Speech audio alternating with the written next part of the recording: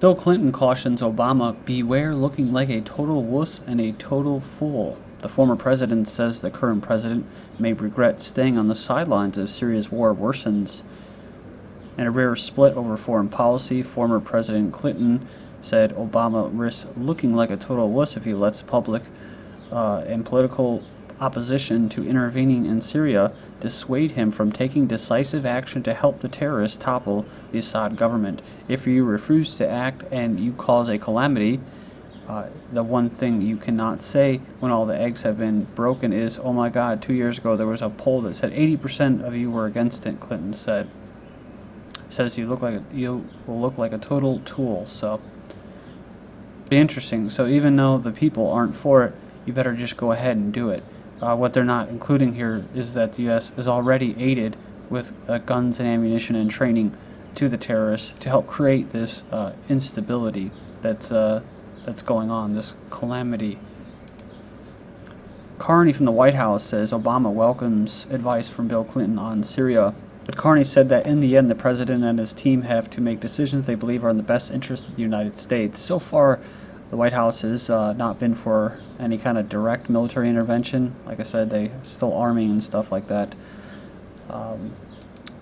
It says here, Clinton paid $500,000 to speak in honor of Israeli president. We already covered this, but it just goes to show you who these people work for. Jewish National Fund has paid former U.S. President Bill Clinton $500,000 or $500,000 to deliver a speech at the ceremony in honor of the 90th birthday of Israeli President Shimon Peres.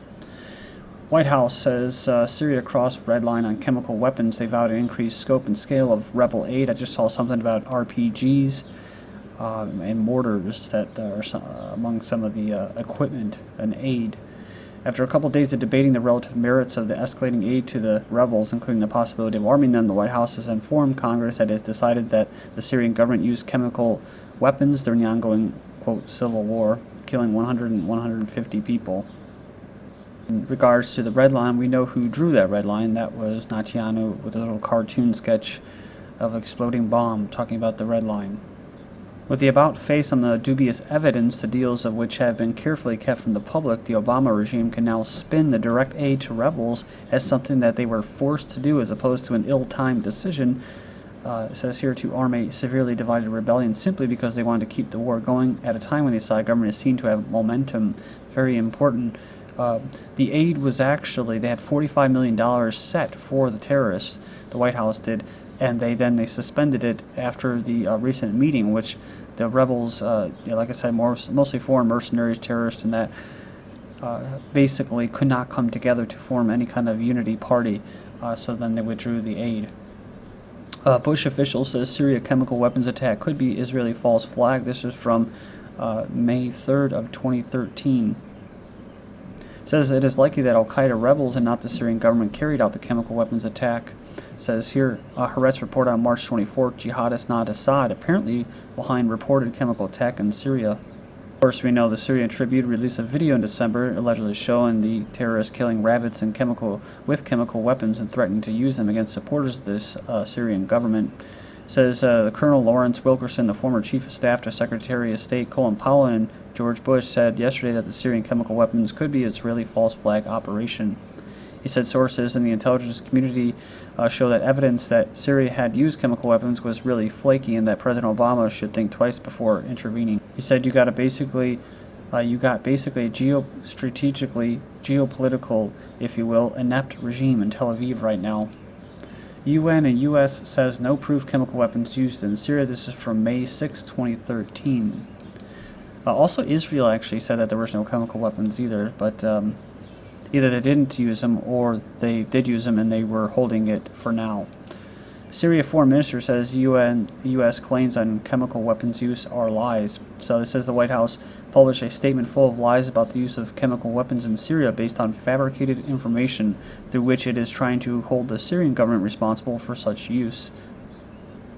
It says the American decision to arm armed terrorist groups demonstrates the direct involvement of the United States in the Syrian bloodbath, the official says. It says it raises serious questions about the good intention when it comes to finding a political solution in Syria. So it says here the U.S. regime announced it will provide military support to the terrorist groups active over the Syrian territories, a decision condemned by Moscow, Berlin, and Damascus, among other countries, as we'll get into in this video here. Sarin gas, a lethal nerve gas that kills in minutes. So it says here, it was a deadly nerve gas which the United States now says the Syrian regime has used against rebel forces, was developed by Nazi scientists in 1938. So they pull out all the evil villains. It says here, originally conceived as a pesticide, sarin was used by Iraqi dictator Saddam Hussein's regime to gas thousands of Kurds in 1988. Look, they even threw in Japan as well. Syrian army seizes sarin cylinders from militants in Hama. So this is what we've covered. No mainstream news covered this story from June 2nd, 2013, so not that long ago. So the Syrian media says the operation was carried out against a militant hideout. Goes on and says the Syrian army has seized 2 cylinders of the nerve agent sarin during operation in the city of Hama. On May 5th, the UN Independent Commission of Inquiry on Syria said it found testimony from victims and medical staff that showed the foreign-backed terrorists had used the nerve agent in Syria.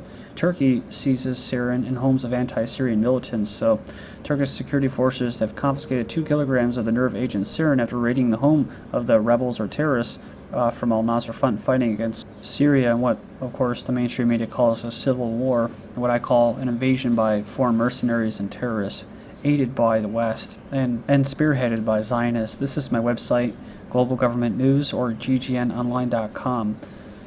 On YouTube, my channels are DDarko 2012 and DDarko 2013. The links should be posted, most of them, but not all of them, by tomorrow evening. I have a poll up here I posted. There's 5 days left to vote. It says, what is your take on the recent NSA scandal? The first option is not much, another controlled leak to engineer consent. This is progress, a grassroots campaign against a surveillance state, and neither or not sure. So far, 100% say it's not much, another controlled leak to engineer consent. Man behind Syrian chemical weapons claim is fiction writer who ran Benghazi cover-up. The White House makes miraculous discovery to distract from domestic scandals. So I don't know if I think all this stuff is controlled. All these quote domestic scandals. So I don't buy the alternative media's take right now that this is some kind of diversion, like here in Lou Rockwell blog. With scandals raging at home, Obama conveniently discovers chemical weapons used in Syria. So they're trying to say like it's wag the dog and that. But it's like I said, who knows? Maybe they're not doing. Maybe the White House and the Obama regime isn't doing everything that they're supposed to be doing fast enough. And all of the domestic scandals are actually to isolate and put pressure on him to do what he's supposed to do. So, another way to look at this, at least this is the way I'm looking at it or perceiving all this, is that they're acknowledging the red line or acknowledging the chemical weapons attack because of the domestic scandals that are basically really making them look like really bad, I guess you could say. Because you have to know that whether it was Bush or Clinton or any of these presidents, all of this stuff to a certain degree was going on and has been going on. So, I mean, they have dirt on all these people, and they don't follow suit. That basically they pull their card. So it says here that Ben Rhodes, the White House National Security Advisor, behind the claim that Assad used chemical weapons in Syria, is a fiction writer with zero educational background in government, diplomacy, or national security, also playing the cover-up role in Benghazi. Yesterday, Rhodes announced that the White House had high confidence that the Syrian army had used chemical weapons, providing no evidence that the Obama regime would now take steps to arm the terrorists, who has been widely documented are being led by al-Qaeda terrorists who killed U.S. troops in Iraq. Rhodes created the infamous term kinetic military action to describe the bombardment of Libya, which allowed Obama to skirt around the constitutional question of having to declare war. Russia says U.S. chemical weapons report in Syria has been fabricated. It says information about the usage of chemical weapons by Assad and his government is fabricated in the same way as the lie about Hussein's weapons of mass destruction, said the head of Russia's lower house. Sweden warns against U.S. aid to Syrian militants, said, I don't think the way forward is to get the arms race going in Syria. There's a risk that would undermine the conditions for a political process. The UN chief opposes arming either side in Syria conflict. Providing arms to either side would not address this current situation. There is no military solution to this conflict. The military path points directly towards a further disintegration of the country, which is not entirely true, because all of these people want Assad to step down. They want the anti-Zionist buffer countries to go down. And that's what, alternative media such as InfoWars will never include Israel and all that. I mean, they do sometimes, but they never talk about any Zionist agenda. And really what they all want when they say they want a peaceful political solution, they basically want regime change. So unfortunately, but fortunately for Syria, the only solution for them has been military force to maintain stability. It says here, Germany restores security cooperation with the Assad regime. So we already covered this before about Germany's intelligence basically going to Damascus last month for an unscheduled visit. They met with Syrian officials. It goes on here and it says that the sources also claim that one of the objectives of Schindler's visit was to reach an agreement by which Israel would allow Hezbollah to enter Syria to defend the regime as long as that does not affect the interests of Israel. Again, I think this is more disinfo. They're trying to bring Hezbollah into Syria, saying that they're the reason they're winning is to connect it with Iran.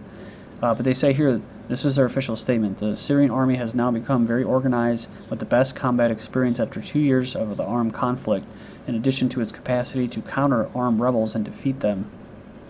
So even though Germany basically supported the sanctions against the government and they wanted regime change and step down, it looks now like there is a noticeable shift in Berlin's assessment of the conflict. German intelligence says 95% of Free Syrian Army are non-Syrian extremist groups. German Die Welt Daily said that only 5% of the armed terrorists in the so-called Free Syrian Army are Syrians, while 95% of them are extremist groups, which came from several African countries to jihad in Syria, backed by the Gulf and Arab countries. So, pretty interesting. You saw that video of the Tunisian mothers crying and apologizing to Syria for their sons going off, to jihad, carry out jihad. Supposedly, they're supposed to get permission by their mothers. I think that's how it goes. But Americans on both sides of the aisle oppose war in Syria. We just covered a poll that said the majority of the American public actually are not for military action. 15% say they're in favor of U.S. military action in Syria. So, like I said, they don't want it, but it doesn't really matter, and that's what Clinton's telling them. Don't listen to the people. Don't listen to your constituents. UN says over 100,000 likely killed in Syria. Claims of death tolls in such wars have also been dicey, especially with the rebels trying to hype large tolls to coax additional foreign aid. In Libya, for instance, the rebels claimed 50,000 deaths, but in the end, the body count was only a few hundred. So, a lot of shock numbers and shock news. This made me laugh when I saw it this morning. Dozens of Syrian officers have reportedly defected to Turkey. I mean, how could they put this BS out there? I mean, if you've been covering it, they're not. The morale is the highest it's been. Why would they defect to Turkey of all places? Lebanon's Hezbollah says to keep fighting in Syria. So again, I just don't trust this. Lebanon's Hezbollah to keep fighting in Syria to carry out that narrative, right? Hagel, Israeli defense minister, talks to focus on attacking Syria. So they say here to emphasize Israel and Syria within 10 minutes of war. So they're preparing to meet with Israeli counterpart Hagel, that is, in a multi-day meeting at the Pentagon, which is expected to focus almost exclusively on Syria and the prospects of Israel attacking them more. So they say Israeli Air Force declared that Israel is within 10 minutes of a full-scale war with Syria. U.S. to keep military forces in Jordan. So after that huge exercise, they're going to keep F-16 fighter jets, Patriot anti-missile weapons in Jordan after their joint military exercises end this month. U.S. preparing Syria no-fly zone. I actually looked for the article. I found it originally, but I couldn't track it down again. It said it doesn't really matter whether they prove that the Assad government used chemical weapons. They will go ahead and carry out a no-fly zone anyways. So the Obama regime is preparing to impose a no-fly zone inside Syria, along with sending weapons to the terrorists, despite Americans' overwhelming opposition to any U.S. intervention. If U.S. does not arm Syrian rebels, Arabs and Europeans may. I like how they say they may. Well, the European countries already are arming them, along with the Arab Gulf states. Colombia worries as troops join Arab mercenary force. Their defense ministry is alarmed about the exodus of top soldiers to the UAE to join a highly paid U.S.-led mercenary force organized by Arab Prince. I just talked about Colombia being a Zionist beachhead down in South America, so you know where they're going to be going to fight.